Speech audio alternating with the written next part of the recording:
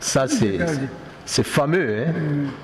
Un bout de carton en parfait état, aux couleurs vertes et jaunes de l'ancien Zaïre du président Mobutu. Une relique conservée précieusement par Baudouin Bayungassa, 79 ans. C'était on vendait 5 Zaïre qui valaient $10 la carte. Et je garde ça soigneusement. Et moi, j'ai payé 2 parce qu'on était avec mon épouse. Ce sportif passionné, ancien préparateur physique de l'équipe congolaise de football, était là ce 30 octobre 1974, lors du combat du siècle. George Foreman, Mohamed Ali, à Kinshasa.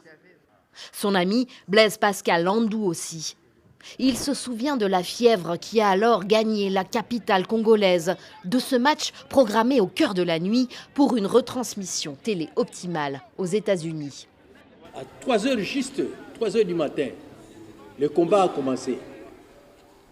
Alors, tout le monde criait Ali Boumye, Ali Boumye, puisque la majorité des spectateurs étaient pour Mohamed Ali. Boumaye, ça c'était en Lingala. Mais tandis que les Américains qui avaient accompagné Mohamed Ali, eux interprétaient ça pour Boumye, Boumye. Boumye, ça veut dire tuez-les, tuez-les. Ali, tuez-le.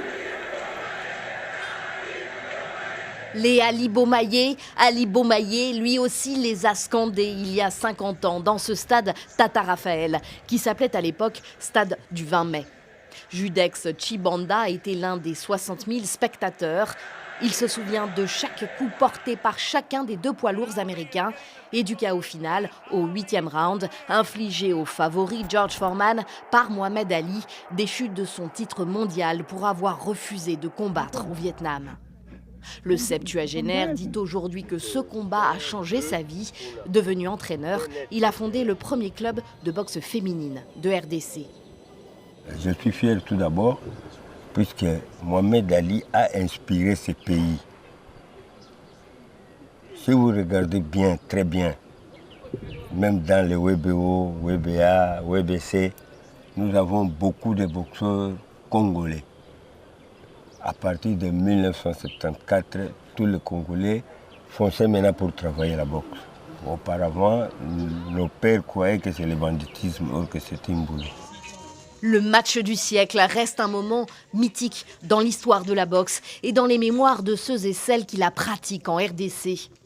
Les anciens racontent aux plus jeunes cet événement sportif et politique qui a rapproché Afro-Américains et Africains.